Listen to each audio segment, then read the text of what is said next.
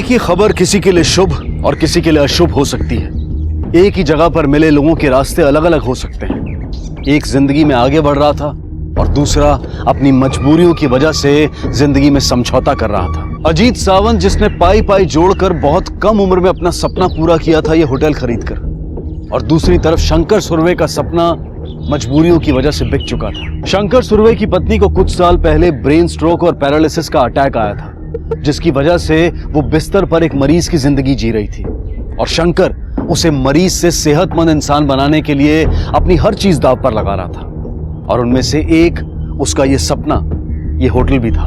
अजीत बहुत उत्साहित था इस होटल से जुड़े अपने कल को लेकर, उसकी काफी उम्मीदें टिकी थी इस पर। और दूसरी तरफ शंकर खुशी और दुख दोनों जज्बात के साथ आगे बढ़ा था।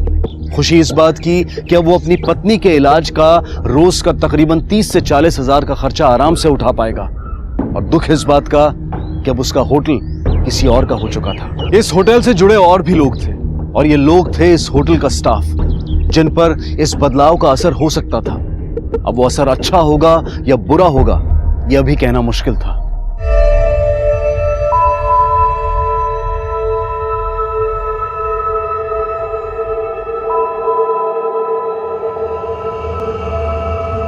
तेरे को क्या लगता है, नया मालिक पगार बढ़ाएगा? क्यों नहीं बढ़ाएगा? बढ़ाना पड़ेगा उसको। तूने बात की है क्या उसके साथ? अब इसमें बात करने वाली कौन सी बात है? ये हक है हमारा, बढ़ाना पड़ेगा उसको। और अगर नहीं बढ़ाया ना तो देखना कैसे रोटी की तरह सेक के उसको जलाती हूं मैं। बढ़ाना तो पड़ेगा उसको।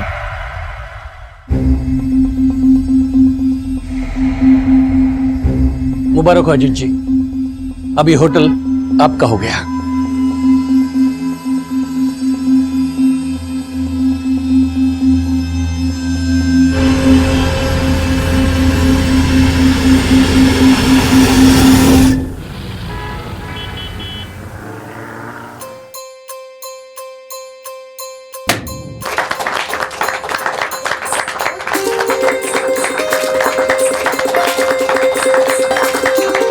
आई, बाबा, तुम्ही पहिले आज।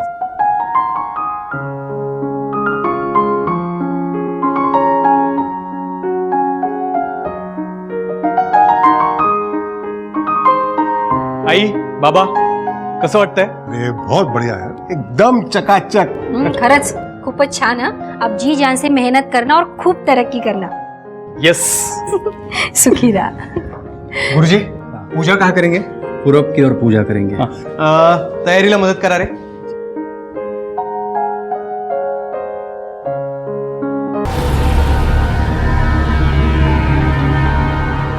अरे ये क्या है? क्या है? ये देखो, ये क्या है? अरे काय है? मैंने कहा था ना ठीक से साफ करने के लिए।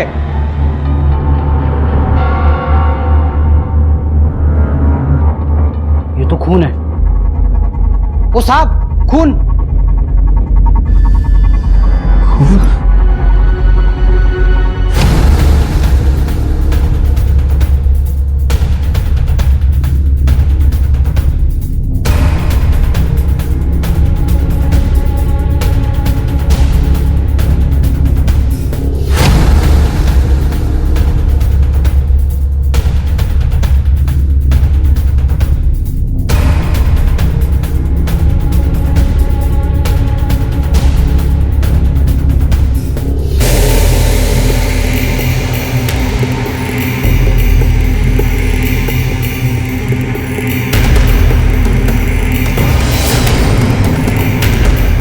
और अगर नहीं बढ़ाया ना तो देखना कैसे रोटी की तरह सेक के उसको जलाती हूं मैं।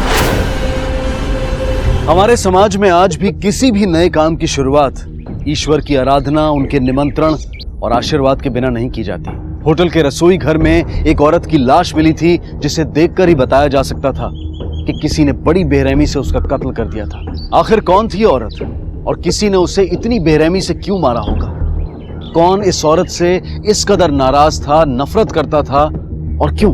इन सवालों के जवाब जानने के लिए हमें अतीत के पन्नों को टटोलना होगा, क्योंकि कोई भी जुर्म रातों रात पैदा नहीं होता है। जब कोई जुर्म होता है तो हमें सिर्फ इसका ऊपरी रूप दिखाई देता है, लेकिन उसकी जड़ें कहीं और ही निकलती हैं, और इन्हीं जड़ों की तलाश करने का काम पुलिस को करना था।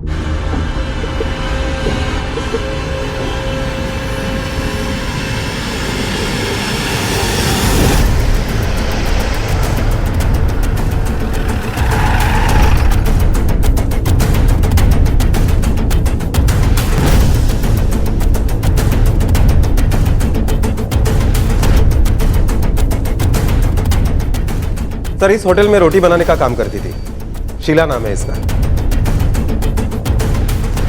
इस चाकू से उसका मर्डर हुआ है। अच्छा, बूचर्स नाइफ से मारा है। सर मर्डर यहां नहीं हुआ है, मर्डर बाहर हुआ जहां लोग बैठते हैं। बाद में लाश को घसीट कर यहां लाया गया जब होटल बंद हुआ। होटल बंद हुआ था? ये यहीं रहती थी क्या? सर अभी तक किसी से पूछताछ नहीं की है, करते हैं। राणे, किचन के सारे चाकू फिंगरप्रिंट्स के लिए ले लो, सबसे पूछताछ करो। खून इस होटल में हुआ है, इसका मतलब खूनी होटल से ही जुड़ा हुआ होगा। ओनर कौन है होटल का? नाम क्या है उसका? सर कोई अजीत सावंत नाम के आदमी ने यह होटल अभी अभी 2 दिन पहले ही खरीदा था।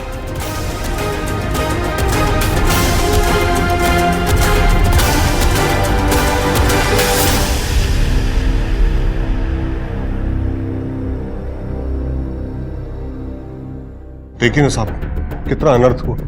आज ही पूजा थी और वो औरत जिसका मर्डर हुआ है वो यहीं रहती थी? नहीं सर, रात को होटल स्टाफ में से कोई नहीं रुकता यहाँ। ये शीला यहाँ पे कैसे रुकी थी मालूम नहीं। 2 दिन हुए होटल लेके, पूरी तरह चार्ज भी नहीं लिया अभी। और उस औरत का नाम याद है तुम्हें? सर एक्चुअली 2 दिन पहले मेरी उससे बात हुई थी, तब उसी ने अपना नाम बताया था। साहब, मेरा नाम शीला है साहब। इस होटल में रोटी बनाने का काम करती हूँ साहब। आप नए नए हैं इसलिए पहले से बोल रही हूँ साहब कि हम सबका पगार 10% बढ़ा के देना पड़ेगा। बाद में पगार को लेके मचमच ना हो, इसलिए अभी से बोल रही हूँ साहब। सर मैं तो लुट गया, बर्बाद हो गया। अब कौन आएगा यहाँ? पाई पाई जोड़ के मैंने यह होटल खरीदा। होटल में सीसीटीवी कैमरा नहीं है? नहीं सर। इस होटल की कितनी चाबियां तुम्हारे पास है? सर टोटल 4 चाबियां हैं। 3 चाबियां मुझे इस होटल के पहले ओनर शंकर जी ने दी थी, और 1 चाबी नाइट ड्यूटी वॉचमैन के पास रहती है। होटल का स्टाफ वो कहाँ रहता है? साहब, दोनों हेड सेफ और शीला को छोड़कर हम सभी लोग स्टाफ क्वार्टर में ही रहते हैं। ये स्टाफ क्वार्टर किधर है? वो पीछे है ना। वो तो एकदम बिंदास थी सर, नागपुर से अकेले आई थी, और बिंदास होना भी पड़ता है ना साहब, वरना उसको इधर कौन जीने देता।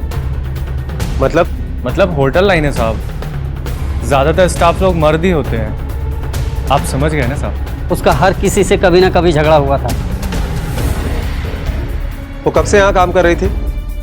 ये कोई 2 साल हुआ होगा साहब। इधर रोटी चपाती के लिए कोई था ही नहीं, तभी एक दिन वो खुद से चल के आई। उसके आने के बाद कुछ गड़बड़ हुई थी? गड़बड़ तो होनी थी साहब, इतने मर्दों के बीच में अकेली औरत के आने से जो हो सकता था वही हुआ। क्या गड़बड़ हुई थी? साहब, उसको अपने झांसे में लेने के लिए हर कोई इसकी बात मानता था। शीला, ये तेरा पार्सल तेरे बच्चे के लिए। बहुत पसंद है ना उसे? हे, अरे लव यू रे। अरे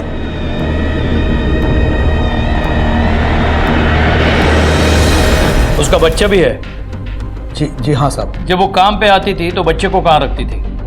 साहब, जब वो काम पर आती थी तो बच्चे को घर में ताला मारकर छोड़कर आती थी। मुझे उसका यहाँ का पता चाहिए, जल्दी। जी साहब।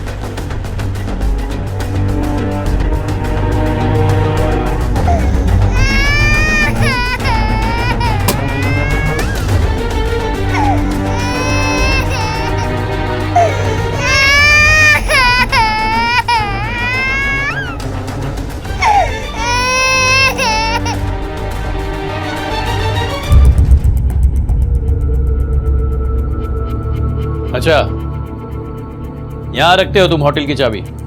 साहब, वैसे जब मैं सुबह ड्यूटी पे आता हूँ तो पांडे मुझे चाबी दे देता है, पर जब कभी उसे जल्दी जाने को होता है तो वो यहीं चाबी रख देता है। किसी को मालूम नहीं है साहब, हम लोग यहाँ चाबी रखते हैं। पांडे मतलब वो नाइट शिफ्ट का वॉचमैन? हाँ साहब। पूरा नाम क्या है पांडे का? दयाशंकर पांडे। कहाँ मिलेगा ये पांडे? साहब वो सुबह की ट्रेन से गांव बिहार चला गया।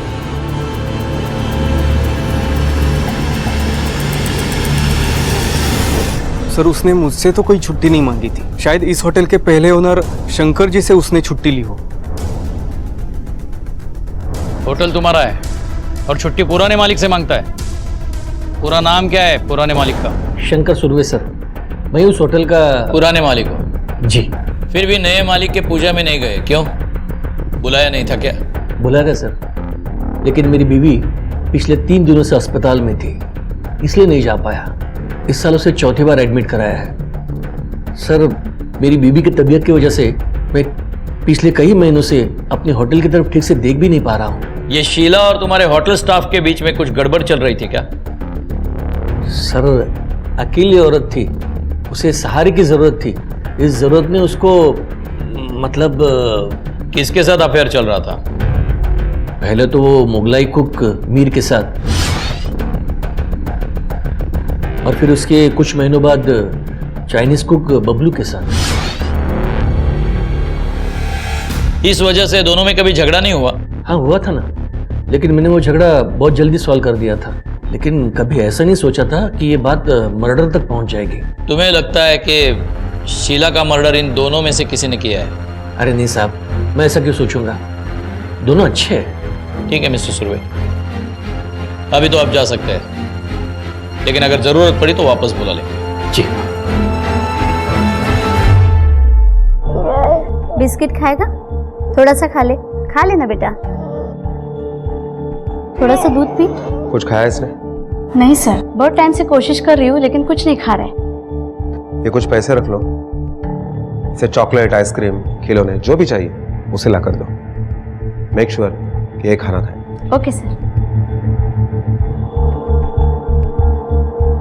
ये ले बिस्किट बेटा। सर मैंने शीला के पड़ोसियों से बात की।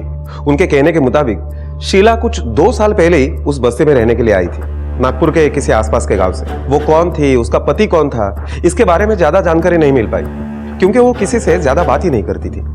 और वो night watchman Dayashankar Pandey? Sir Dayashankar का मोबाइल लोकेशन ट्रेस हो गया। जिस वक्त मर्डर हुआ उस वक्त वो होटल के आसपास ही था, और फिर 4 बजे उसका मोबाइल लोकेशन दादर दिखाई दिया, और फिर 6 बजे पनवेल। रेलवे के रिकॉर्ड के मुताबिक वास्को पटना ट्रेन में उसका टिकट बुक था। जिस दिन शीला का मर्डर हुआ था उसी दिन वो गांव चला गया। कुछ न कुछ तो कनेक्शन है। सर बिल्कुल हो सकता है, क्योंकि शीला ने लगभग 10 महीने पहले इसी पुलिस स्टेशन में दयाशंकर के खिलाफ एक केस दर्ज की थी कि दयाशंकर ने उसे मॉलेस्ट करने की कोशिश की। इसका मतलब कुछ नहीं, काफी कुछ था। राणे अपनी एक टीम बिहार भेजो और वो दयाशंकर पांडे का पार्सल ले आओ, और उन 2 हेड शेफ्स के बारे में होटल स्टाफ से बात करो। देखते हैं शीला और 2 शेफ्स में क्या पक रहा था। Okay sir.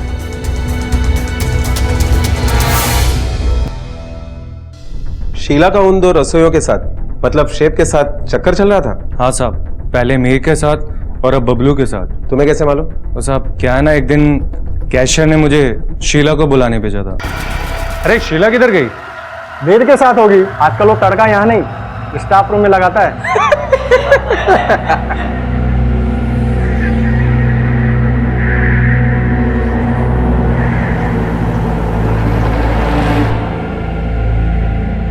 अरे तू इधर है, वो कैशियर तेरे को बुला रहे हैं। एक कस्टमर ने बहुत तमाशा किया रोटी को लेके, चल।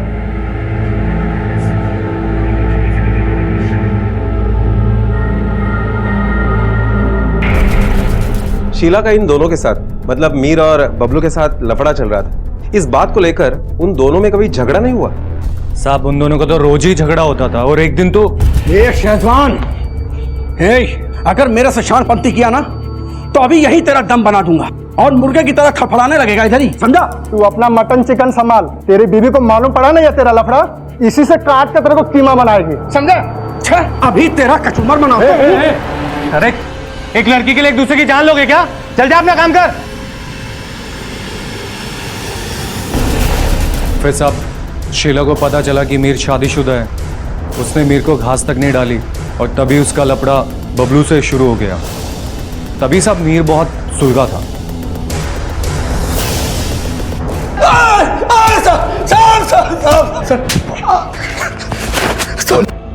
साहब मैंने कुछ नहीं किया, मैं सच बोल रहा हूँ साहब। सच क्या बोल रहा है तू? अब बोलेगा सच? हाँ, घर में बीबी और होटल में शीला, दाल और मुर्गी साथ में चाहिए थी सर इसको। हाँ, और मुर्गी किसी दूसरे के पास चली गई तो इससे बर्दाश्त नहीं हुआ, हलाल कर दिया उसे। शीला बबलू के पास चली गई इसीलिए मारा ना उसे। नहीं नहीं साहब, मानता हूँ पहले मेरा उसके साथ लफड़ा चालू था, लेकिन अभी कुछ भी नहीं था। मैंने उसको नहीं मारा साहब, मुझको जाने दो ना। जाने दो। अरे साहब। सर, शीला की पोस्टमार्टम रिपोर्ट आ गई है। हाँ। देख मीर, 10 मिनट देता हूं तुझको, सोच ले। इसके बाद भी अगर सच नहीं बोला तो कहां कहां से सच उगलवा दूंगा तू सोच भी नहीं सकता। सर, पोस्टमार्टम रिपोर्ट के मुताबिक शीला का कत्ल रात को 2 से 3 के बीच में हुआ और जो चाकू हमने फिंगरप्रिंट्स के लिए भेजा है उस पर होटल के लगभग सभी लोगों के फिंगरप्रिंट्स हैं। इसका मतलब हाथ में कुछ नहीं लगा। राणे, ये शीला की कहानी भी कुछ सीधी नहीं है। एक ही जगह के 2 लोगों के साथ अफेयर, कुछ भी कहो, कातिल होटल के अंदर वाला ही कोई है जिससे शीला पे बहुत गुस्सा रहा होगा। पहले उस मीर से निपटते हैं।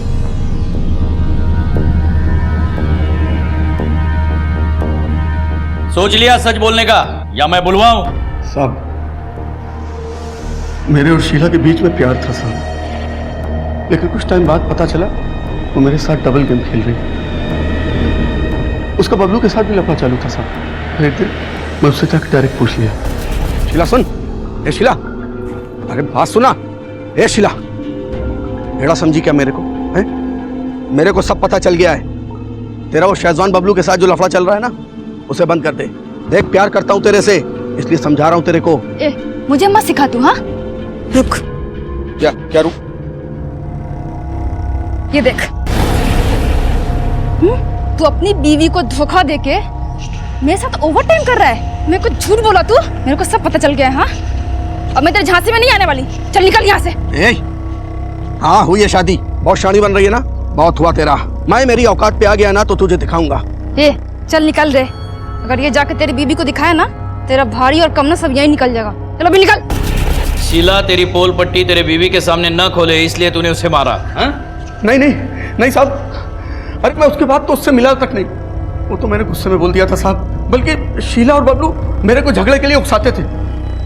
शीला पे मेरे को गुस्सा था और बबलू मेरी खोपड़ी में जाता था, लेकिन उसके बाद भी मैंने उनके साथ झगड़ा नहीं किया साहब, मैं होटल के पास ही रहता हूँ। शीला के साथ मेरा कोई सीन नहीं है साहब, मैं सच बोल रहा हूँ। वो तो मीर के साथ, मतलब मीर मेरे को फंसाने के लिए झूठ बोल रहा है। मैं किसी एक बच्चे की माँ के साथ में क्यों चक्कर चलाऊंगा साहब, और खाली पॉकेट में किसी का बच्चे का बाप क्यों बनूंगा? अच्छा, शीला से तेरा कोई लेना देना नहीं है तो फिर शीला को मीर का वो फैमिली फोटो किसने दिया था? वो मुझे नहीं मालूम साहब। तुझे क्या लगता है किसने दिया होगा फोटो? कुछ पता है तुझे? क्योंकि हमें ये पता है कि तू शीला के कितने करीब था। अब प्यार से बताएगा या मार खा के बताएगा? शायद दयाशंकर भी हो सकता है साहब, क्योंकि मैंने उसको एक बार फोन में शीला के बारे में बात करते हुए सुना था। बोला ना आपको, अब की बार नहीं बच पाएगी वो। अरे बहुत जबरदस्त सेटिंग किया हुआ है। हाँ, टेंशन मत लो आप, ठीक है? मैं आपको बाद में फोन करता हूँ। हाँ ठीक है।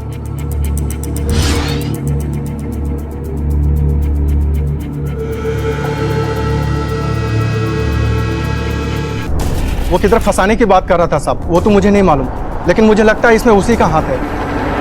अरे वो दयाशंकर, वो भी मजे करना चाहता था उसके साथ। और साहब वो हमारा कैशियर, वो भी शीला को सपोर्ट करता था। साहब शीला अच्छी औरत नहीं थी साहब, ये सब मुझे बहुत बाद में पता चला। अच्छा, वो अच्छी औरत नहीं थी और तो अच्छा आदमी है। तेरे को क्या लगता है ये कहानियां सुनाकर तू हमारा ध्यान तेरे ऊपर से किसी और पे डालेगा? देख, सच बता दे, तूने शीला को क्यों मारा? जब तक तू सच नहीं बोलता तो यहां से हिल भी नहीं पाएगा, समझे?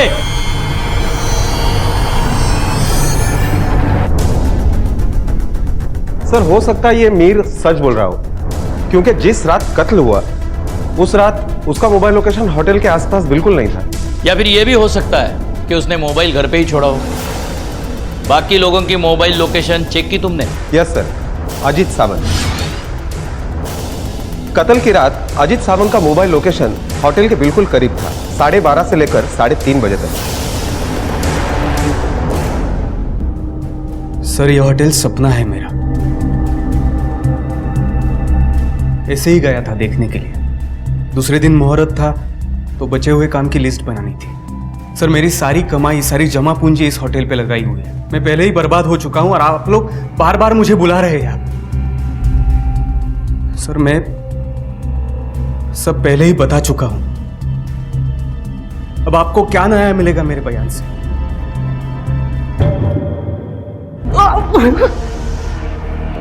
कोई फायदा नहीं उठाया साहब मैंने उसका, मां कसम सही बोल रहा हूँ साहब। सच बोल रहा है तो शीला ने तेरे खिलाफ कंप्लेंट क्यों की थी?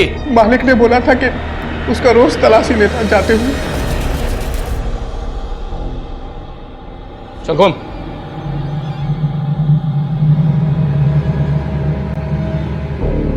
पल्लू खोल। पागल हो गया है तू? पैसा ब्लाउज के अंदर छुपाया ना तूने? तेरा दिमाग खराब हो गया, चल जा यहाँ से। सही से प्यार से बोल रहा हूँ तुझे, पल्लू खोल। अरे पल्लू खोल। क्या हो रहा है? क्या हो रहा है सब? सर वो, अरे लेडीज की कोई एक्सेस नहीं करता क्या? शाना बन रहा है ना तू?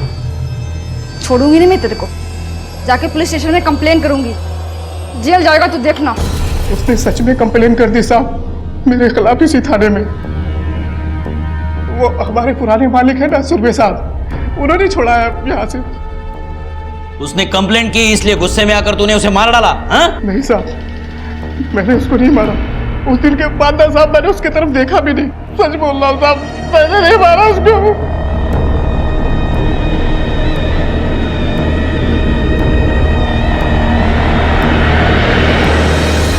सर दयाशंकर सच बोल रहा है। मैंने बिहार पुलिस से पता लगाया, इसके घर में सच में बच्चे का नामकरण था और इसलिए वो गांव गया था। राणे अगर ये सच बोल रहा है फिर भी हमें उस पर नजर रखनी पड़ेगी, क्योंकि उसकी ट्रेन और कत्ल के बीच में काफी समय था।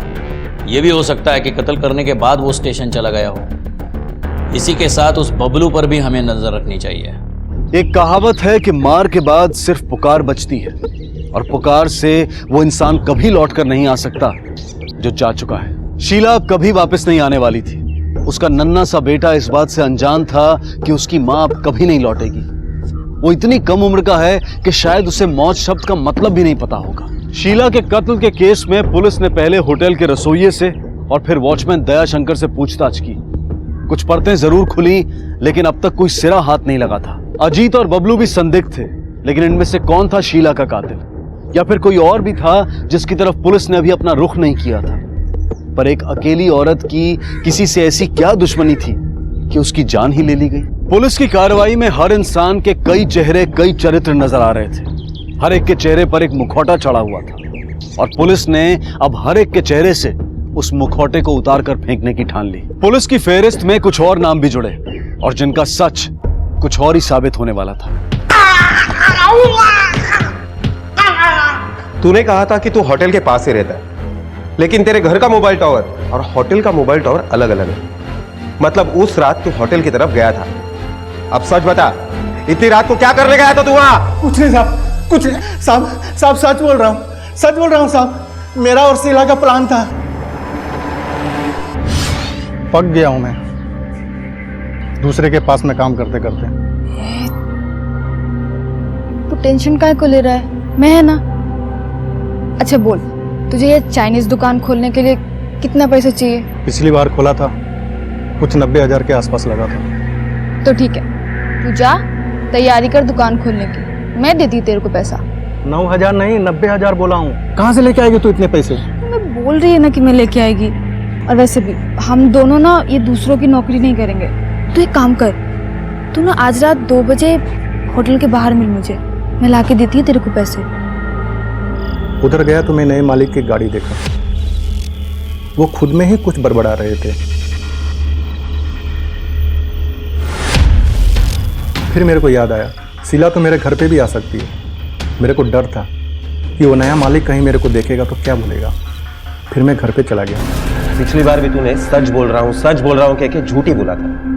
अब इस बार कैसे यकीन करूं कि तू सच बोल रहा है? साहब इस बार सच बोल रहा हूँ, मैं डर गया था साहब, यकीन करो मेरा, मैंने कुछ नहीं किया साहब, आप मुझे जाने दो। जब तक तू पूरा सच नहीं बताएगा ना, यही सड़ेगा, समझा?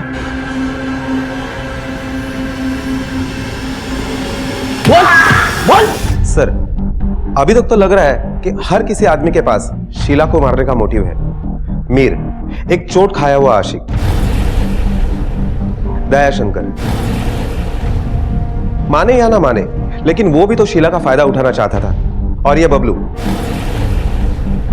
वो तो हर तरफ से शीला का फायदा उठा रहा था। अगर वो नहीं मरती तो इसका पैसे का लालच बना ही रहता था। इसलिए सर, हम इनमें से किसी को नहीं छोड़ सकते। राणे, ये नंबर लो और इसकी डिटेल्स निकालो और अजीत सावंत को बुलाओ, क्योंकि उसकी वजह विश्वास करने लायक नहीं है कि आधी रात को वहां बैठकर हिसाब लगा रहा था। ओके सर, बताता हूँ, सब सच बताता हूँ। उस रात मैं वहां गया था। Cheers! रचना, मेरे सपनों का सेलिब्रेशन मेरे इस नए होटल के सामने बैठ के करते हैं।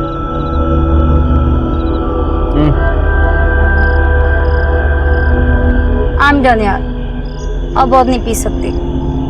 ऑलराइट, देखना एक बार ये होटल शुरू हो जाए, फिर अपनी लाइफ सॉर्टेड है, सॉर्टेड। 1 साल के अंदर 2-4 होटल बनाएंगे और फिर शादी करेंगे। वैसे मेरे बहुत सारे सपने हैं, फिलहाल ये एक पूरा हो रहा है।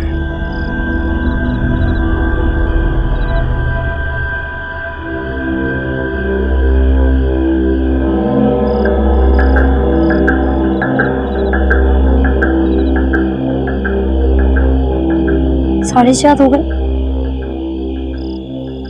अजीत, अजीत, उठो, सुबह होने वाली है। हमें पूजा के लिए भी वापस आना है, चलो लेट हो रहा है। उसके बाद मैं वहां से निकल गया। मैं सच कह रहा हूं साहब।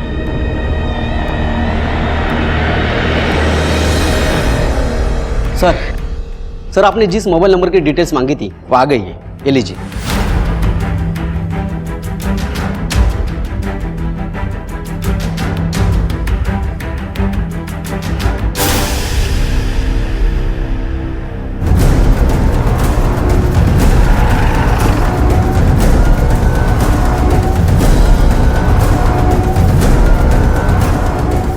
सर, क्या ढूंढ रहे हैं आप?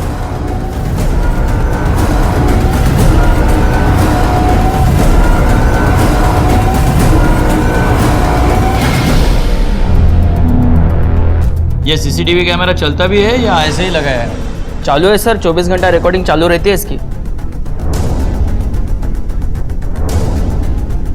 हमें 7 और 8 अप्रैल का फुटेज देखना है।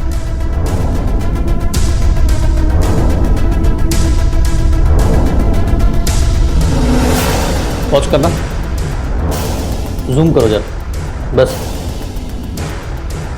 प्ले करना भी।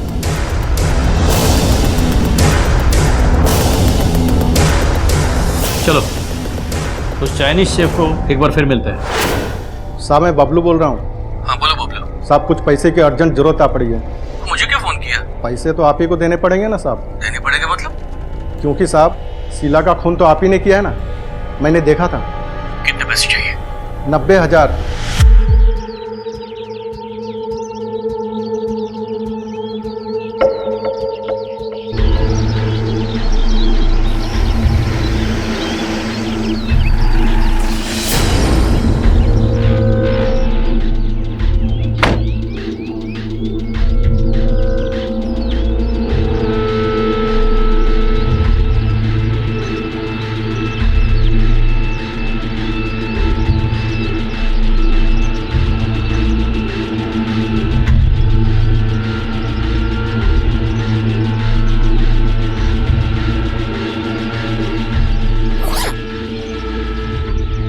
इसमें पूरे 90,000 है, लो और निकल ले यहाँ से, और दोबारा मुझे फोन मत करना। शंकर सुरवे,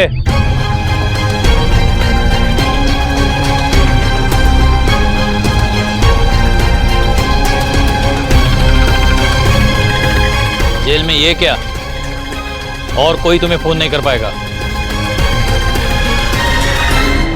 तेरी बीवी हॉस्पिटल में थी, तेरी बहन ने कितनी बार तुझे फोन किया, लेकिन तुम फोन बंद करके आराम से सो रहे थे। बाद में 1:45 को तुम घर से निकले। अब आगे तुम बताओ। हाँ सर, मैं निकला था, लेकिन हॉस्पिटल जाने के लिए, और फिर फोन पे बातें करते करते। हॉस्पिटल तुम्हारे घर से राइट पे था, तुम लेफ्ट को मुड़े थे। लेफ्ट को तुम्हारा होटल है। नहीं सर, मैंने राइट को ही टर्न मारा। अगर तुम राइट को टर्न करते तो तुम रॉन्ग नहीं होते। ऐसे नहीं मानोगे तुम। रिका में इसे जरा इसकी फिल्म दिखाओ। देखो,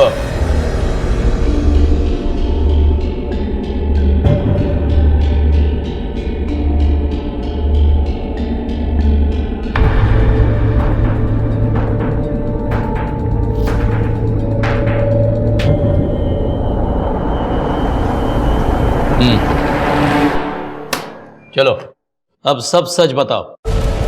साहब, मुझे शक हो गया था कि मेरा कैशियर शीला के जरिए पैसे चोरी कर रहा है। मैंने वॉचमैन को शीला की तलाशी लेने के लिए बोला, पर उसने दयाशंकर को पुलिस स्टेशन भिजवा दिया, और फिर वॉचमैन ने भी उसकी तलाशी लेने से मना कर दिया। और फिर एक दिन ये लड़की से रोज पैसा चुरा। शीला, तू रुक, तू बाहर जा, शटर डाउन कर और वहीं पे रुके रहना। चल जा।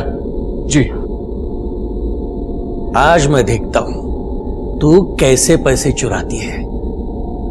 बोल, आज तक मेरा कितना पैसा ब्लाउज में डाल के बाहर ले गई है तू? हैं? साहब, मैंने कोई चोरी नहीं किया साहब। मुझे पता है तेरे ब्लाउज में पैसे है। तो निकाल बाहर, नहीं तो मैं पुलिस को बुलाऊंगा। पुलिस आएगी, पैसे निकालेगी और तू हवालात जाएगी। मैंने कोई चोरी नहीं किया। अरे तू निकालती है, मैं निकालू? हाँ? सब निकालती हूँ। हाँ, चल निकाल, चल। साहब, आप ये क्या कर रहे हैं साहब? तेरे चोरी का सबूत इकट्ठा कर रहा हूं मैं। साहब हटाइए इसको साहब। निकाल पैसे, निकाल, चल निकाल पैसे, निकाल। और फिर तूने उस वीडियो के जरिए शीला का फायदा उठाना शुरू कर दिया। नहीं सर, वो वीडियो तो मैंने उसे डराने के लिए बनाया था, जो मैंने उसी रात को डिलीट कर दिया था। फायदा तो वो मेरा उठा रही थी सर। मतलब? मैंने पूरे स्टाफ को बाहर भेज दिया था, लेकिन कोई अंदर छुपकर मेरा वीडियो बना रहा था,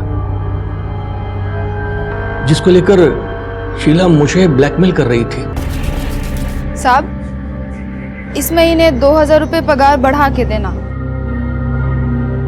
बढ़ाकर? तेरा पगार तो उल्टा मैं कम करने वाला था। तेरा वीडियो है मेरे पास, भूलना मत तू। वही तो साहब, मेरे पास भी एक वीडियो। ये देखो साहब, ये देखो।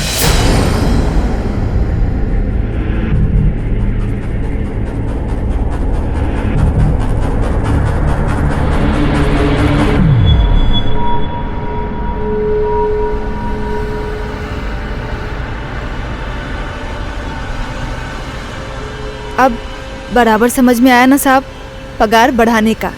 नहीं तो ये वीडियो है ना, आपकी पत्नी को अस्पताल में जाके दिखा दूंगी मैं। उसके बाद उसको इलाज की जरूरत ही नहीं पड़ेगी, है ना साहब? उसके बाद तो शीला हर दिन कोई नई फरमाइश लेके आती।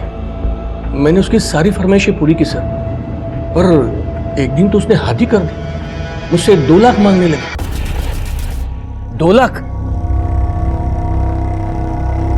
पागल हो गए क्या? अरे कहां से लाऊंगा मैं 2 लाख?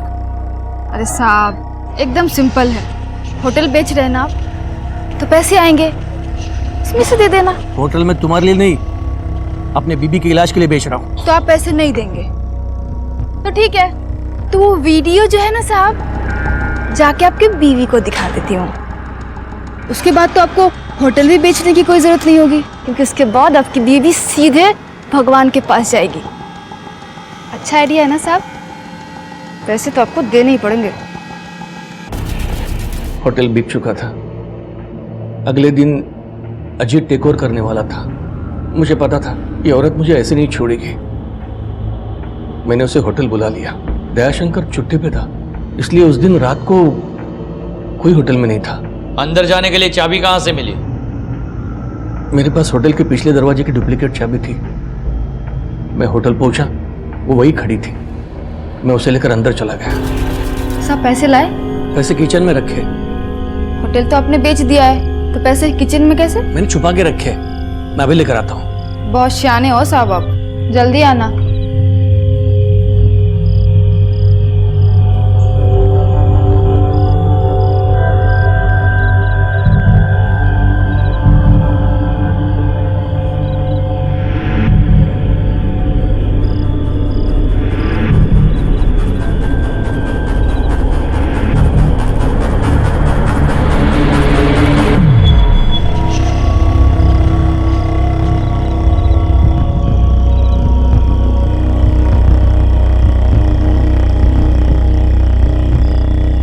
तुम्हें पैसे चाहिए ना? हाँ?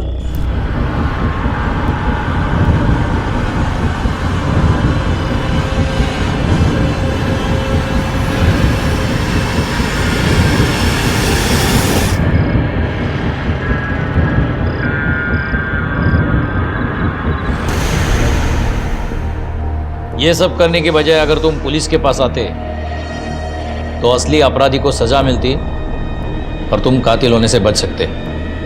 ले जाओ उसको।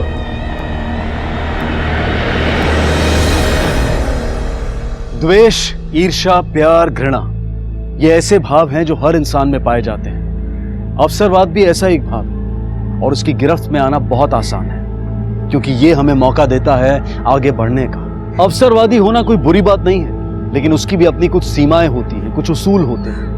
किसी को गिराकर, किसी की मजबूरी का फायदा उठाकर इंसान कभी आगे नहीं बढ़ सकता। शीला एक गरीब और अकेली औरत थी और हर आदमी को ऐसा लगता था कि वो एक लावारिस वस्तु की तरह उसकी हो सकती है। वहीं दूसरी तरफ शीला ने भी अपने इस अकेलेपन और औरत होने का गलत फायदा उठाना चाहा और इसी अवसरवाद ने उसकी जान ले ली और उसके मासूम बेटे को अनाथ आश्रम पहुंचा दिया। शंकर ने गलती की, एक गलत तरीके से अपने होटल में होने वाली चोरी को रोकने की। अगर उसे शीला की सच्चाई पता थी तो वो उसे नौकरी से निकाल सकता था, चोरी के इल्जाम में उसे पुलिस के हवाले कर सकता था। पर नौबत यहां तक आ गई कि शीला शंकर को ब्लैकमेल करने लगी। अगर शंकर तब भी पुलिस की मदद लेता तो भी वो खूनी बनने से बच सकता था और उसकी पत्नी, जिसे इलाज के पैसों के साथ साथ अपने पति के साथ की भी जरूरत थी, वो उसके साथ से महरूम होने से बच जाती। शंकर सुरवे को शीला के कत्ल के लिए आईपीसी की धारा 302 के तहत हत्या के लिए और धारा 201 के तहत उम्र कैद की सजा सुनाई गई। शीला के बेटे को अनाथ आश्रम भेज दिया गया। अजीत अपना होटल चलाने में व्यस्त हो गया और मीर, बबलू और कैशियर जैसे लोग अपने अवसरवादी होने पर जरा भी शर्मिंदा नहीं हुए। बबूल का पेड़ लगाकर यह उम्मीद करना कि उसमें फूल उगेंगे, ये किसी पागलपन से कम नहीं है। इंसान को अपने आप को ऐसे पागलपन से, ऐसे वहम से दूर रखना चाहिए। नाजायज शुरुआत का अंत कभी जायज नहीं हो सकता और ना ही शंकर की तरह मुश्किल को चुपके से सुलझाने की कोशिश करनी चाहिए। खराब परिस्थिति, खराब लोग, खराब वाकये, इनमें फर्क करना हमें आना चाहिए कि क्या हमारा निजी मामला है और क्या चीज उस निजी मामले को कानून की हद में ले जा सकती है। इसी के साथ मैं अनूप सोनी अब आपसे विदा लेता हूं। फिर मुलाकात होगी अगले एपिसोड में एक और चौंका देने वाले केस के साथ।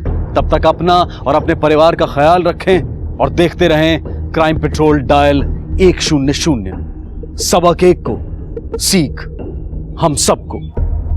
जय हिंद।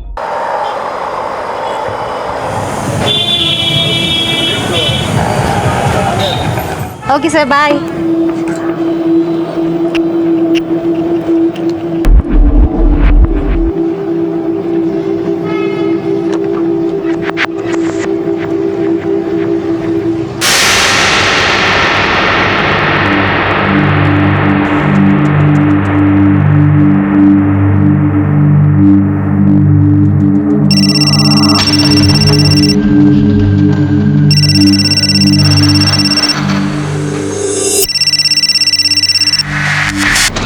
हेलो, हाँ मम्मी।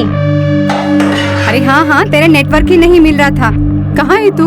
निकली की नहीं? हाँ हाँ, मैं निकल चुकी हूँ, बस थोड़ी देर में पहुँच जाऊंगी। अरे मैंने तेरे लिए छोले बना के रखे हैं। अरे वाह, छोले! तब तो मैं यूँ आई। हाँ हाँ हाँ, मुझे पता है। छोले का नाम सुनते ही तेरे मुंह में पानी आ गया होगा। अरे सुन, आते समय 1 लीटर दूध और 1 बटर का पैकेट लेके आना।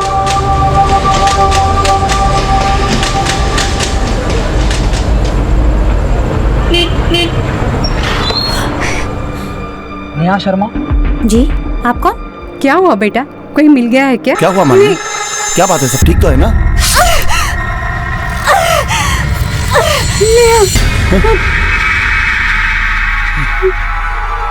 हेलो हेलो,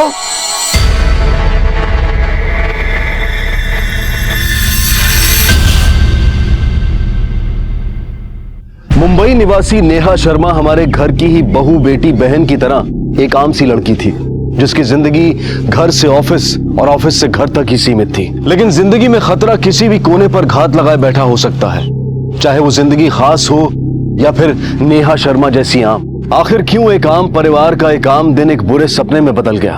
आखिर क्यों एक आम लड़की की जिंदगी का अंत इतना दर्दनाक हो गया? यह हत्या और हत्या के पीछे खड़े सवाल एक बड़ी साजिश की महज शुरुआत थे। इस केस को सॉल्व करना पुलिस के लिए एक बड़ी चुनौती बनने वाली थी।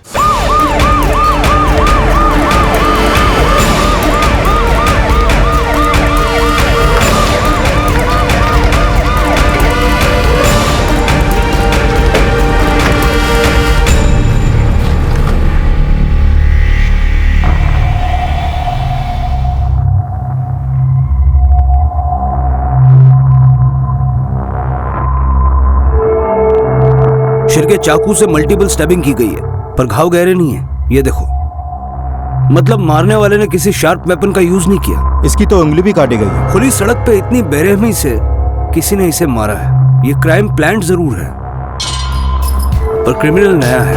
ये देखो, मारने वाले ने गुस्से में आके इसे मार तो दिया, बाद में उल्टी कर दी। आसपास से कुछ रिकवर हुआ? हाँ सर, एक मोबाइल और एक पर्स मिला है, और पर्स में ये एक ड्राइविंग लाइसेंस भी है।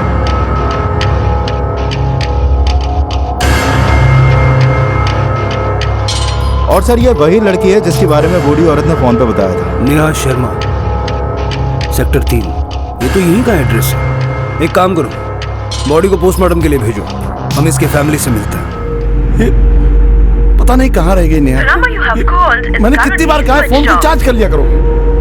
मैं एक काम करता हूँ, मैं रास्ते में देख के आता हूँ, शायद दूध देने में देरी होगी। पर फोन पर तो ये हाँ, वो ठीक है। मैं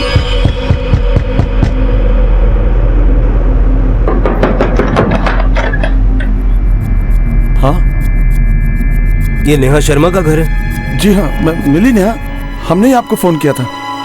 नेहा जिंदा नहीं मिली। बॉडी के पास से हमें ये मोबाइल फोन और आईडी कार्ड मिले हैं। ये क्या कर रहे हैं आप? नहीं, ये नहीं हो सकता। हमें उसकी बॉडी प्लेजेंट पार्क के बैक रूट पे मिली।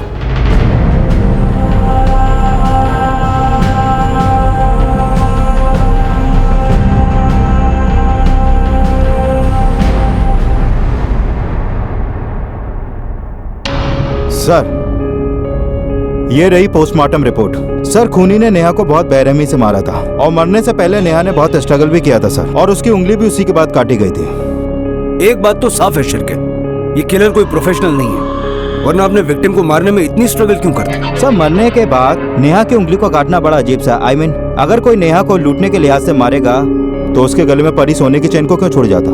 और मरने के बाद उसी उंगली को काटा गया सर, जैसे उंगली में शादी या एंगेजमेंट की रिंग पहनी जाती है। तुम्हारा मतलब है कि मर्डर में लव अफेयर का एंगल है? यस सर, आई थिंक कि ये पर्सनल अटैक भी हो सकता है। नेहा के सास ससुर है, भेजो उनको अंदर। हर रोज की तरह वो बातें करते करते वापस आ रही थी, और अचानक चिल्लाने की आवाज आने लगी। नेहा, क्या हुआ बेटा? नेहा के पति, I mean, आपका बेटा कहाँ? वो यहाँ वहाँ पड़ा रहता है वो साहब।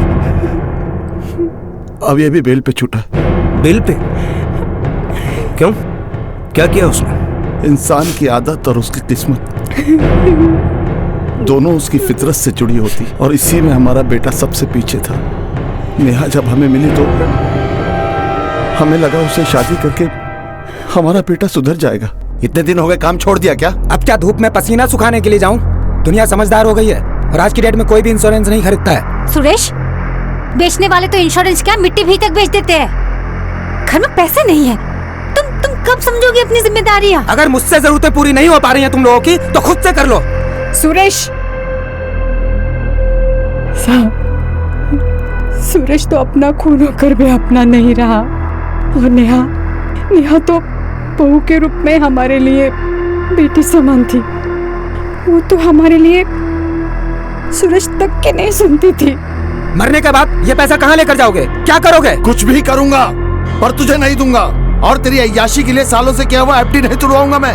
और मुझे सब पता है तू कोई बिजनेस नहीं करने वाला है। अरे तो मत कर, मरने के बाद हाथ भी नहीं लगाना ऐसे पैसे से, थूकने तक नहीं आऊंगा मैं। अरे दूसरों के बाप पता नहीं क्या क्या करते हैं अपने बच्चों के लिए, थोड़े से पैसे नहीं दे सकते? एक फूटी कौड़ी नहीं दूंगा तुझे। दिन रात निकम्मों की तरह घर में पड़ा रहता है और मेरी जिंदगी भर की कमाई को उड़ाना चाहता है। अरे वो तो दूसरे माँ बाप की तरह होते ना तो तेरे ऐसे निकम्मे और मनहूस को घर में रखना मुश्किल था। मनहूस हूँ मैं? मनहूस हूँ? सटिया गया है? सुरेश, सोचना भी मत, जिन्होंने तुम्हें जिंदगी दी है उनके ऊपर हाथ उठाओगे तुम? और ये सब करके मुझे मजबूर मत करना कि मैं पुलिस को बुला लाऊं। उम्मीद तो यही थी कि वक्त के साथ साथ वो बदल जाएगा, संभल जाएगा, अपनी जिद छोड़ देगा। पर कुछ घाव ऐसे होते कि वक्त के साथ भरते नहीं है। अरे कहाँ लेके जा रही है? इंस्पेक्टर साहब, अरे क्या किया इसने? अंकल, आपका बेटा एक नंबर का फ्रॉड है, नकली नामों पर इंश्योरेंस कराता है ये। अब तक अपनी कंपनी को लाखों का चूना लगाया इसने। ले चलो साहब, सुनो मेरी बात तो लीजिए। इंस्पेक्टर साहब, मेरा बेटा इस वक्त ये सुरेश कहाँ होगा? उसका एक दोस्त प्रॉपर्टी डीलर है, अक्सर वो उसके ऑफिस में पड़ा रहता है।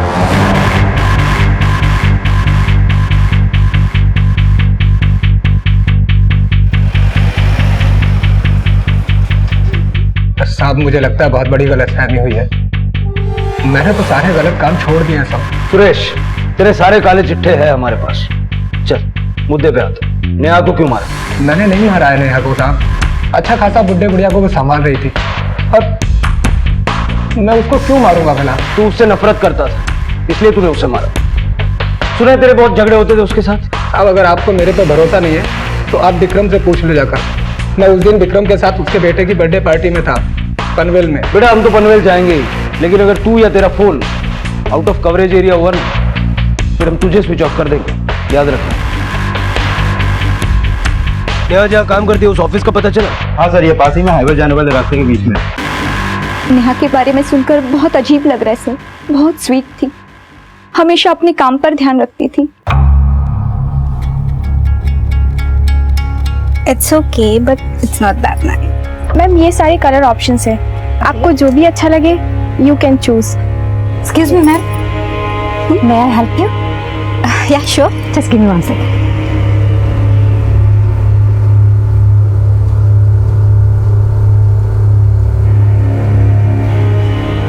लेकिन इसकी वजह से कुछ लोग नाखुश भी थे। कौन थे वो लोग जो नाखुश थे? पूनम, नेहा से पहले वही यहाँ की बेस्ट सेल्स गर्ल थी, लेकिन जब से नेहा यहाँ आई थी तब से पूनम फीकी पड़ गई थी। और हद तो तब हो गई जब नेहा यहाँ की सेल्स टीम लीडर बन गई।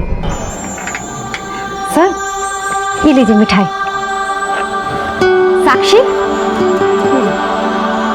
प्रमोशन के लिए बहुत बहुत बधाई हो Neha. Thank you. Welcome. Poonam, ये लो मिठाई खाओ।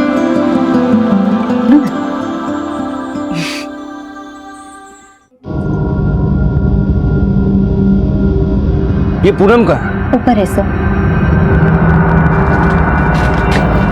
पूनम, तुम्हारी बेस्ट फ्रेंड नेहा का मर्डर हुआ है। सुना तुम्हारी बहुत बनती थी उसके साथ। सर, मैंने कहा ना कि मैंने कुछ नहीं किया है। मैंने कब कहा कि तुमने कुछ किया है? चलो मैं सीधे सीधे अपने सवाल पूछता हूँ, नेहा के साथ क्या प्रॉब्लम थी तुम्हारी? सर, मैं यहाँ बहुत सालों से काम करती हूँ, बट इतनी मेहनत के बाद भी एक नई लड़की आई और 2 महीने में ही मेरी हेड हो गई। सर, इस बात का मुझे बहुत बुरा लगा और इसी बात से मैं थोड़ी सी चिढ़ी हुई थी। इस चिढ़ का अंजाम ये हुआ कि नेहा अब इस दुनिया में नहीं है। नहीं सर, ऐसा कुछ नहीं है, मैंने कुछ नहीं किया है। जिस दिन नेहा के साथ ये सब कुछ हुआ मैं यही थी स्टोर में, मैंने पूरा दिन इन्वेंट्री किया न्यू स्टॉक का।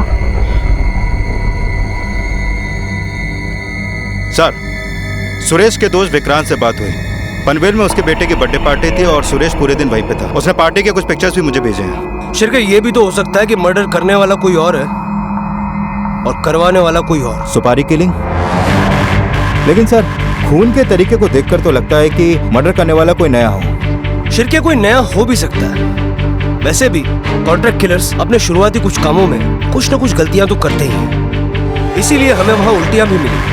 सर, वैसे जेल में सुरेश की काफी क्रिमिनल से दोस्ती हुई थी और मैंने पता किया कि कोई वीरा नाम का कॉन्ट्रैक्ट किलर है जिससे उसकी काफी जमती थी। वीरा?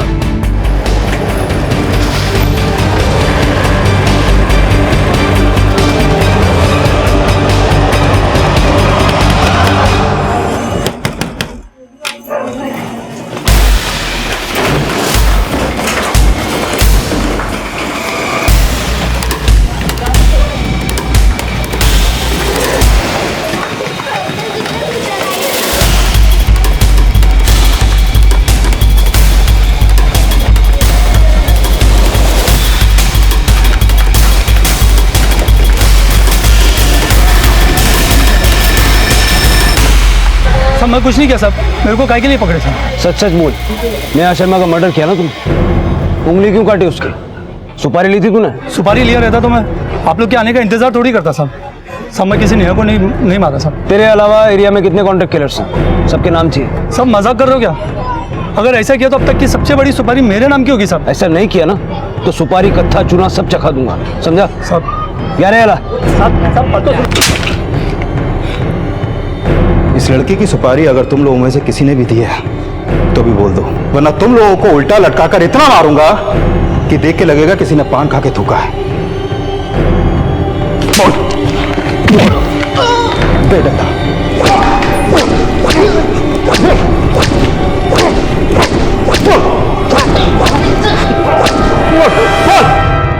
सर, ये रास्ता भी डेड एंड पे निकला। इन लोगों की इतनी धुलाई की लेकिन किसी ने कुछ नहीं कबूला। शिरके, कॉन्ट्रैक्ट किलर्स मर्डर करने के बाद हवा की तरह गायब हो जाते हैं। और दूसरी बात ये कि ये जो मर्डर है इसका तरीका ये सजेस्ट करता है कि मर्डरर ने इससे पहले एक मच्छर भी नहीं मारा होगा।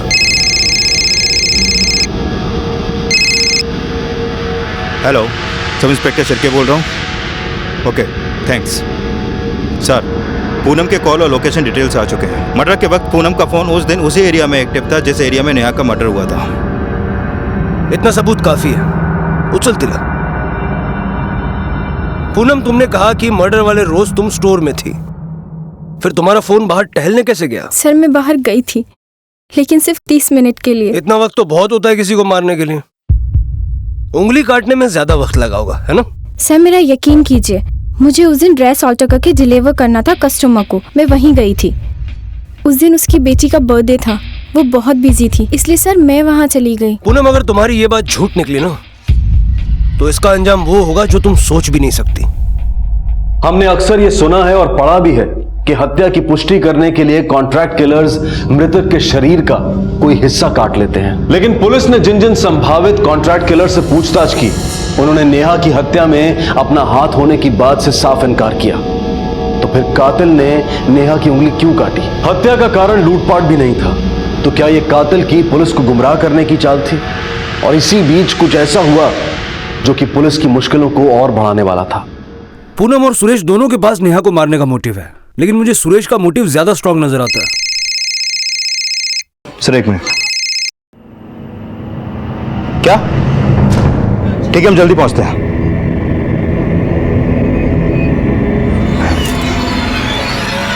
किसने फोन किया था? सर, ये दोनों यहाँ से गुजर रहे थे जब इन्होंने बॉडी देखी। साहब, हम नेहा भाभी को तो पहले से जानते ही थे और आसपास में ही रहते हैं। जब नेहा भाभी को देखा तो अमर जी को कॉल किया। ये इनके पति हैं? हाँ। नेहा? शिरके, इसका नाम भी नेहा है। इसके बाएं हाथ की उंगली भी कटी हुई है। It's not a coincidence.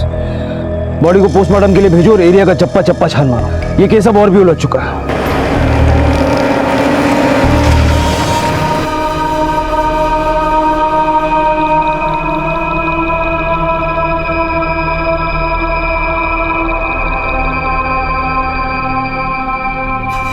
ऐसा कैसे हो सकता है सर? कोई क्यों मारेगा मेरी नेहा को? किसी से कोई झगड़ा या कोई पुरानी दुश्मनी? नहीं सर, हमारी किसी से कोई दुश्मनी नहीं। हम तो कमाने खाने वाले लोग हैं, बल्कि हम तो किसी के मामले में टांग भी नहीं अड़ाते। नेहा हर रोज उस पार्क में जाया करती थी। रात के वक्त खाना खाने के बाद उसे टहलना अच्छा लगता था। देखिए, ऐसे केसेस में अक्सर मारने वाले को विक्टिम का डेली रूटीन अच्छे से पता होता है, और डेली रूटीन को इतने गौर से देखने वाले या तो नजदीकी होते हैं या आसपास वाले। अगर आपको किसी पे भी कोई शक है तो हमें बेहिचक बताइए।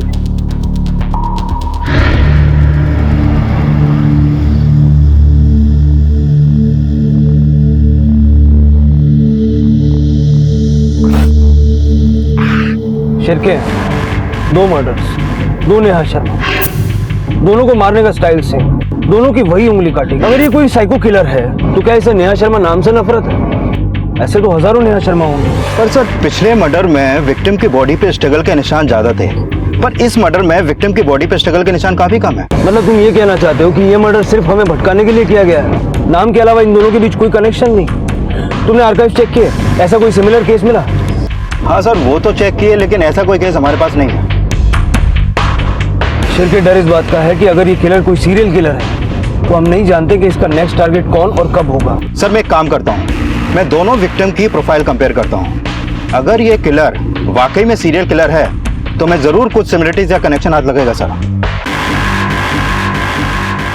सिर के दोनों के स्कूल से लेकर हर चीज अलग है, अलग अलग शहरों में बड़ी हुई, उम्र भी एक नहीं है, दोनों की फैमिली बैकग्राउंड भी अलग अलग है। एक सृष्टि में रहती है, एक पूनम गार्डन में, सिर्फ नाम और मर्डर का पैटर्न सेम है।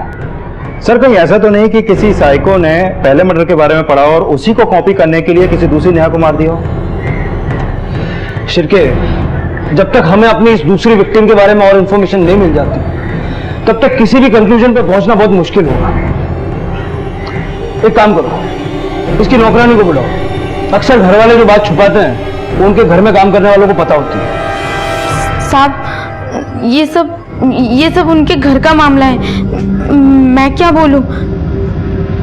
ये मामला किसी के घर का नहीं, मर्डर का है, इसलिए जो जानती हो सब बताओ, ज्यादा सोचने की जरूरत नहीं है। साहब, वो नेहा मैडम का उनके देवरानी के साथ जमता नहीं था।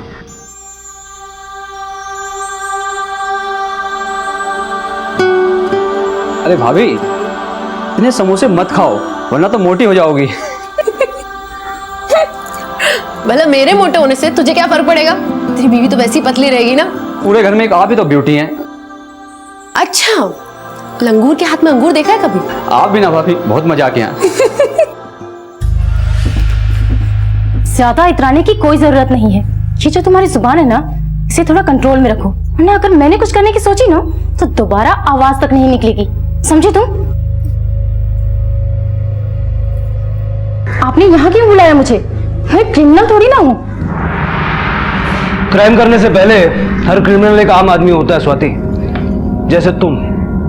और यही पता लगाना हमारा काम है ना कि किसने क्राइम किया है और किसने नहीं। वैसे नेहा के मरने का ज्यादा दुख नहीं हुआ होगा तुम्हें? सुना है 36 का आंकड़ा था उसके साथ। इसकी वजह भी वही थी, उसे अपने काम से मतलब होता ही नहीं था। सामने कुछ और बोलती थी, पीठ पीछे करती कुछ और ही थी। आप मेरे जेठ से बात कीजिए ना, वो बताएंगे आपको सब।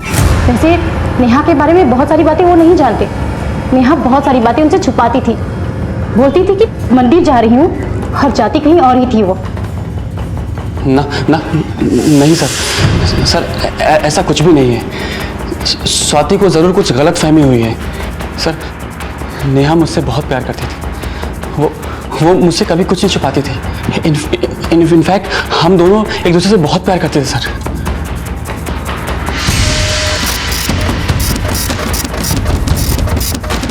सर, ये नेहा के कॉल रिकॉर्ड्स।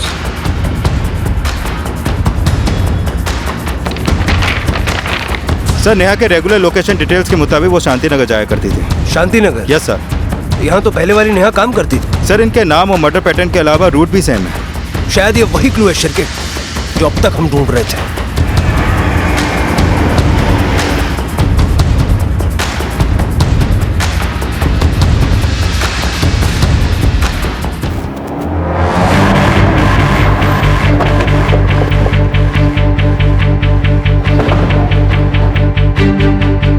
शिरके,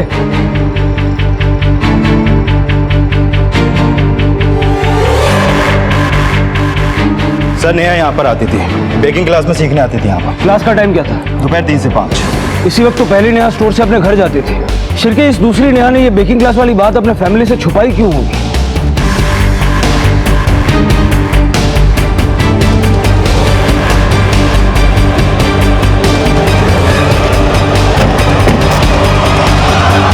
क्या आप लोग जानते हैं हर रोज दोपहर 3 से 5 में Neha sweet art baking classes जाया करती थी।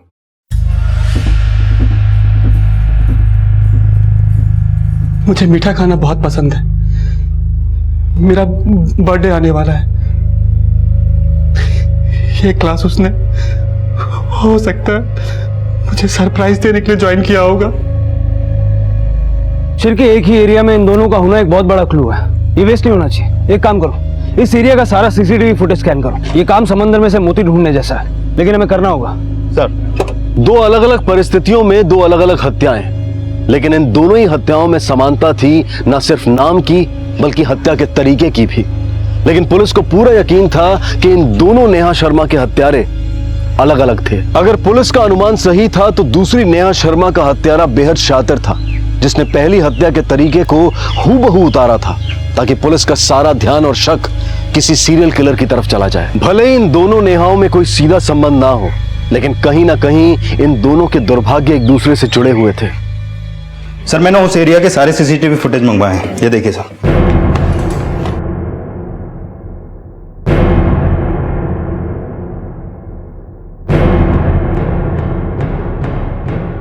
ये देखिए सर। शिरके, इस एरिया के सारे गैरेजेस में पूछताछ करो। ये दूसरी नेहा अपनी स्कूटी रिपेयर करवाने कहीं ना कहीं तो गई होगी। जी सर।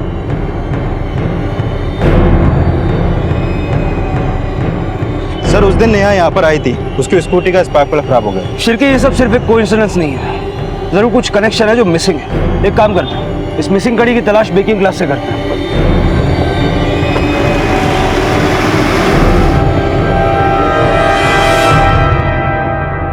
नेहा की किसी से कोई दुश्मनी या कोई ऐसा था जिससे उसकी बनती नहीं थी? नेहा बहुत ही अच्छी लड़की थी, थोड़ी मैसी थी।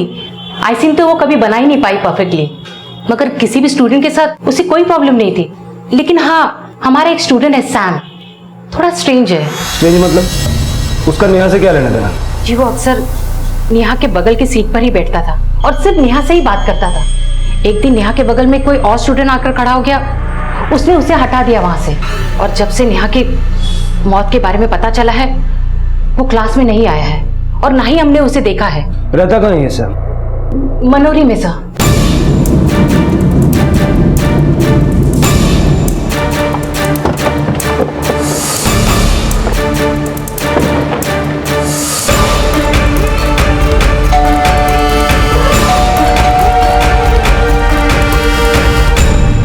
सैम घर पे है?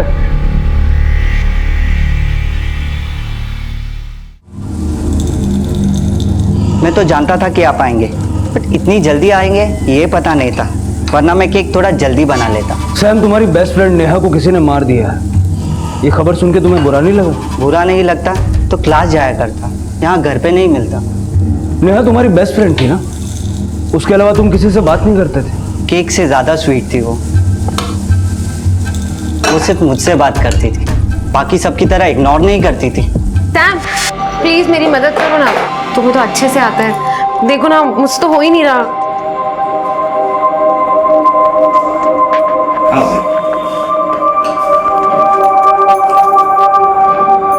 You're too good.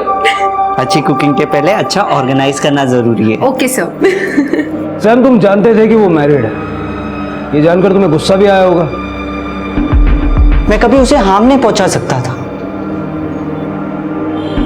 वैसे तो कोई और था जो उस पर नजर रख रहा था। कौन रख रहा था नेहा पे नजर? कुछ 10-12 दिन पहले एक लड़का मिला मुझे क्लास के बाहर, जो नेहा को ढूंढ रहा था। 10-12 दिन पहले? 29 तारीख के आसपास तो नहीं? हाँ शायद। सर 29 तारीख को ही पहले नेहा का मर्डर हुआ था। सैम, और क्या जानते हो उस लड़के के बारे में? बस मैं क्लास के अंदर जा रहा था और वो बाहर खड़ा था, और इतने में ही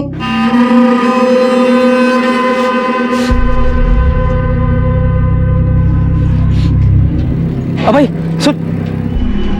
वो नेहा आई क्या इधर? हाँ आई होगी। तुम कौन?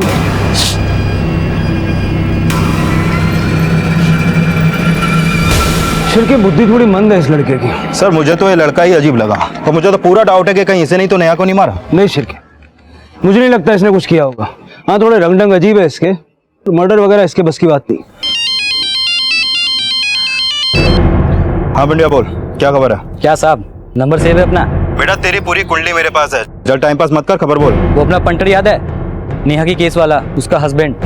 कौन? सुरेश? हाँ वही साहब, वो दूसरी नेहा के घर के आगे पीछे घूम रहा था। अब कौन उतना दूर पेट्रोल लेने जाता है? हाँ अब आप तो समझदार हो साहब। अच्छा साहब एक और बात बोलना था, जिस पार्क में दूसरी नेहा की बॉडी मिली थी ना साहब, उधर ही सुरेश नौकरी लेने को ट्राई कर रहा था। चल ठीक है सर, पंड्या का फोन था, सुरेश दूसरी वाली नेहा के घर के आसपास दिखा है, और नेहा की लाश जिस पार्क में मिली थी वो वहीं पे जॉब के लिए ट्राई कर रहा था। शिर के एक काम करो, इस सुरेश को 3-4 चक्कर थाने के कटवाओ, थाने में भी करने के लिए बहुत काम।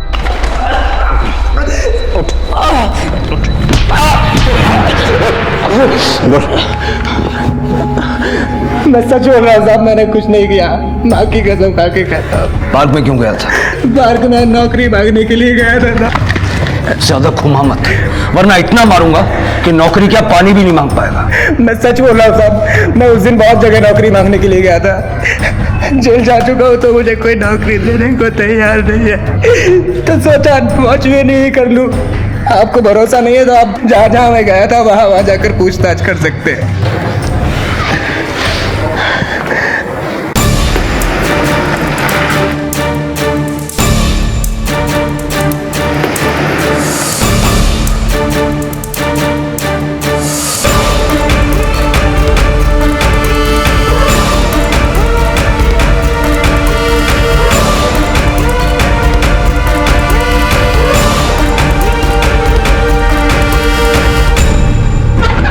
सर मैंने हर जगह पूछताछ की, ये सुरेश उन सारी जगहों पे काम मांगने गया था। शिरके तो क्या ये मान लिया जाए कि सुरेश ने ये दोनों मर्डर्स नहीं किए हैं?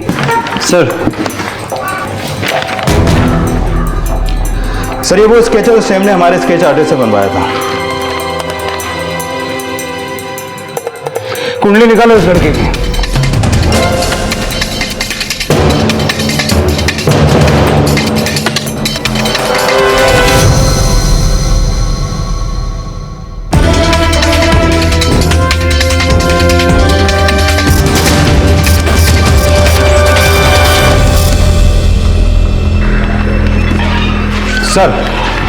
सर विलेपाले पुलिस स्टेशन में मेरी बात सब इंस्पेक्टर निनाद कामत से हुई है।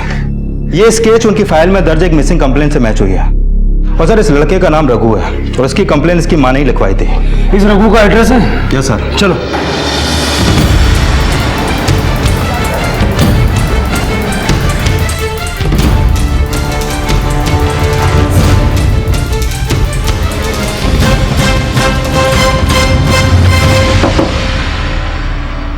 सब रघु का कुछ पता चला? मैंने तो सब जगह पे ढूंढा लेकिन कहीं नहीं मिला वो। आपका बेटा करता क्या था? कुछ काम नहीं करता था, दिन भर दोस्तों के साथ अय्याशी करता था। किती समझावलं त्याला पण वो मेरी कहाँ सुनता था, बहुत नशा करता था। सर आसपास में मैंने पता किया, इस रघु के लक्षण तो ठीक नहीं लगते। ड्रग्स वगैरह तो करता ही है, और साथ ही जिंदगी में हमेशा फेल ही हुआ है, पढ़ाई से लेकर क्रिकेट तक कहीं भी कुछ बड़ा नहीं किया इसने। शिरके कोई इतना यंग लड़का क्यों हायर करेगा, वो भी ऐसा जो कोई काम ठीक से नहीं करता? क्या पता सर, हो सकता है किसी ने पैसों और ड्रग्स का लालच दिया हो। यंग था, रास्ते से भटका हुआ है, तो इसे बहकावे में लाना आसान ही होगा। एक काम करते हैं, ड्रग्स के सारे अड्डे छान मारते हैं।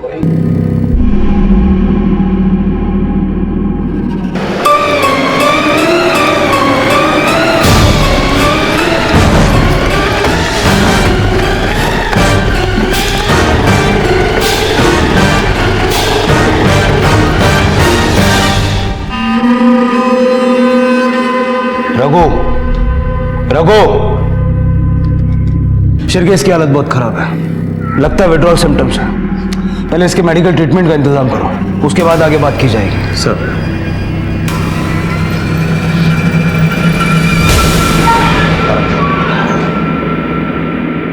कैसी तबीयत है रघु? ठीक हूँ। इन दोनों को जानते हो? इसे तुमने मारा? और इसको भी तुमने मारा? नहीं साहब, इसे मैंने नहीं मारा। फिर इसे किसने मारा? साहब वो मेरा मामा आया था।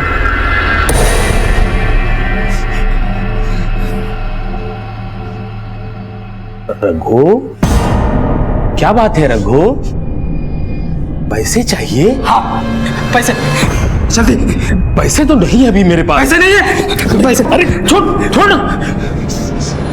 आ सकते हैं, बहुत सारे पैसे आ सकते हैं, इतने पैसे कि फिर कोई कमी नहीं होगी। काम बताओ, काम बताओ। करेगा? पक्का करेगा? तो सुन,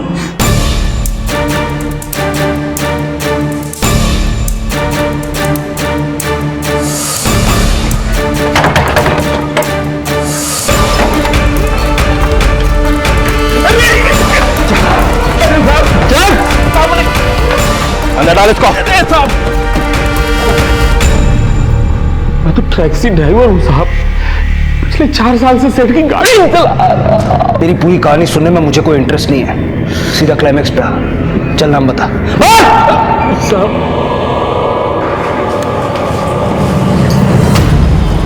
चल अम्मा, पुलिस स्टेशन जाने का वक्त आ गया। जो खेल तूने शुरू किया था ना, वो अब खत्म हो चुका है। चल। हाँ, उसे सुपारी मैंने ही दी थी। 4 साल से मेरे लिए काम कर रहा था। अच्छा तावड़े जी, अगर कोई बहुत खास काम करवानी हो तो किससे करवाएं? साहब ये तो काम पर डिपेंड करता है। काम है क्या वैसे? काम थोड़ा रिस्की और इलीगल है, लेकिन पैसे मुंह मांगे मिलेंगे। साहब ये मेरा भांजा है रघु। हो जाएगा ना? 100% हो जाएगा। ले लो, बाकी का काम होने के बाद, और होशियारी से करना।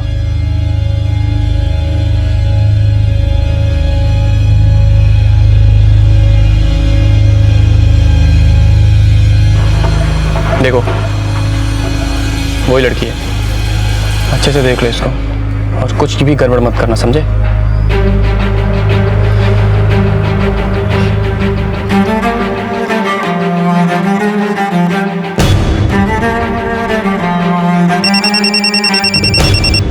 हेलो। हाँ हाँ नेहा, तुम निकल चुकी हो? हाँ निकल गई, बस पहुंच रही हूँ। हाँ ठीक है ठीक है।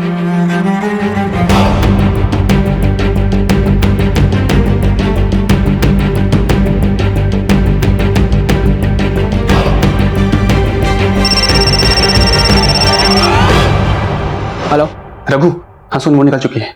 कोई गड़बड़ नहीं होनी चाहिए, समझा? अब सुन, मैं सीधा 1 हफ्ते के बाद उससे मिलूंगा बाकी के पैसों के साथ। मैंने बहुत बड़ी गलती की जो उस लड़के पर भरोसा किया। जिस इंसान को अपने खुद के चलने का होश नहीं हो, वो इतना बड़ा काम कैसे कर सकता था?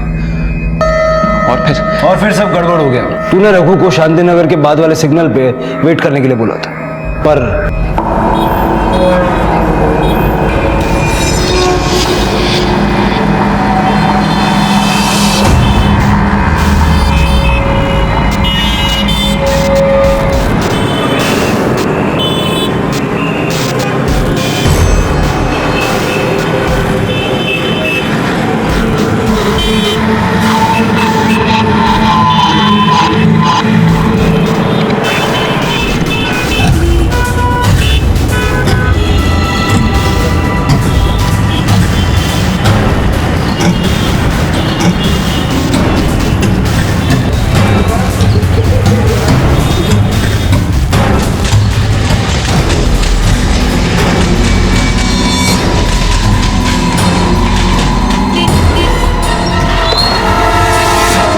शर्मा जी, आप कौन? उंगली का काटना काम होने का एक सबूत था जो रघु तेरे लिए लाया।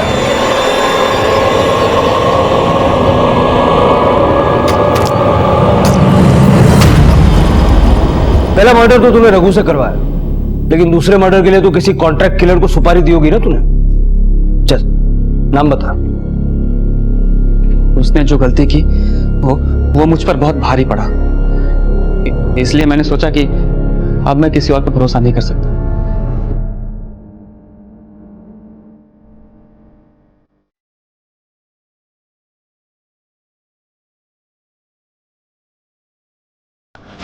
अमर क्या मजाक है? क्यों बच्चे जैसी हरकतें कर रहे हो?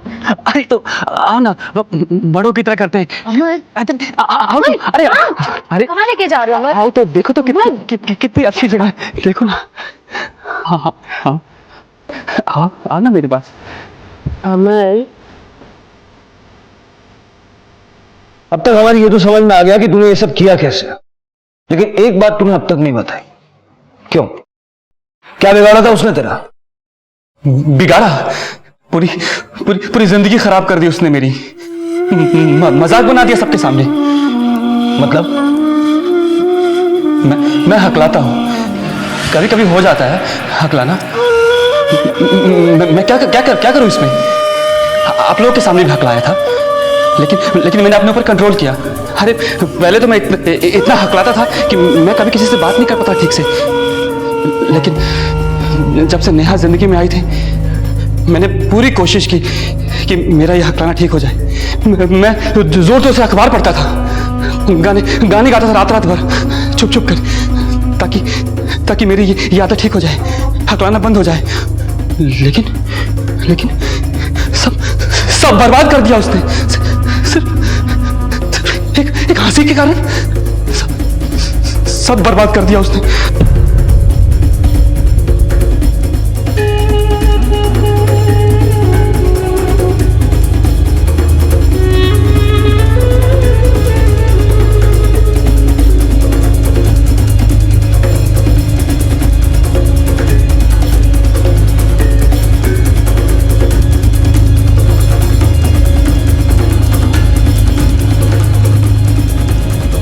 कुछ नहीं कह सकते। क्या कैसे हैं आप? बस ठीक है।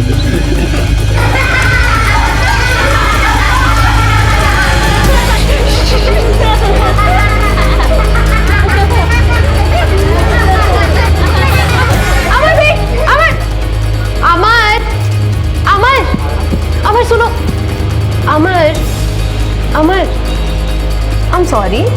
तुम मेरी आदत जानते हो ना कि मैं किसी भी बात पे हंस देती हूँ, और जिस तरीके से तुमने आके बात की मैं खुद को रोक नहीं पाई, और कोशिश भी की थी, मगर वो गलती उन बच्चों की थी। वो हंसने लगे तो मेरे मुंह से हंसी निकल गया। I am so sorry. चले अंदर। सॉरी, अब मैं पक्का नहीं हंसूंगी।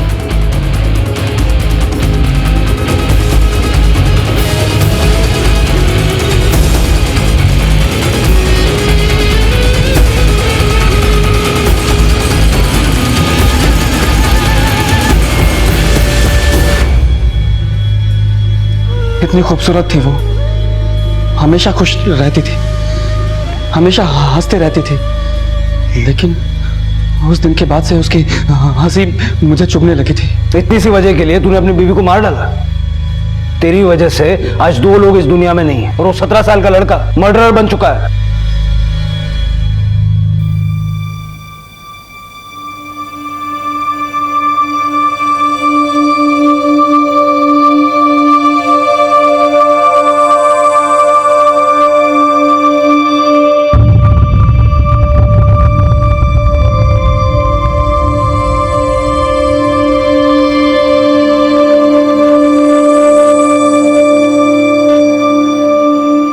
क्या ये मुमकिन है कि किसी की निश्चल हंसी किसी को इतना बड़ा आघात पहुंचा दे कि वो उसे जान से ही मार डाले? नहीं, बल्कि सच तो ये है कि अमर हीन भावना से ग्रसित था, और इस पर काबू पाने की बजाय वो धीरे धीरे इस भावना का गुलाम बनता जा रहा था। बदले की आग में ना सिर्फ उसने अपनी पत्नी का कत्ल किया, बल्कि उसका शिकार वो मासूम नेहा भी बनी, जो अगर जिंदा रहती तो अपने सास ससुर का सहारा बनी रहती और उन्हें एक बेहतर जिंदगी दे पाती। ये आज हम कैसे समाज की तरफ बढ़ रहे हैं, जहां इंसान इतना असहनशील हो गया है कि किसी की जान की कीमत हमारे झूठे अभिमान के सामने कुछ भी नहीं है। जरूरत है हमें अपनी मानसिकता को बदलने की, भूलने और माफ कर देने की क्षमता को बढ़ावा देने की। इसी विचार के साथ मैं अनूप सोनी अब आपसे विदा लेता हूं। फिर मुलाकात होगी अगले एपिसोड में एक और चौंका देने वाले केस के साथ। तब तक अपना और अपने परिवार का ख्याल रखें और देखते रहें क्राइम पेट्रोल डायल 100। सबक एक को सीख हम सबको। जय हिंद। इस तरह के और भी एपिसोड देखने के लिए हमारे चैनल को सब्सक्राइब करें और बेल आइकन दबाना ना भूलें।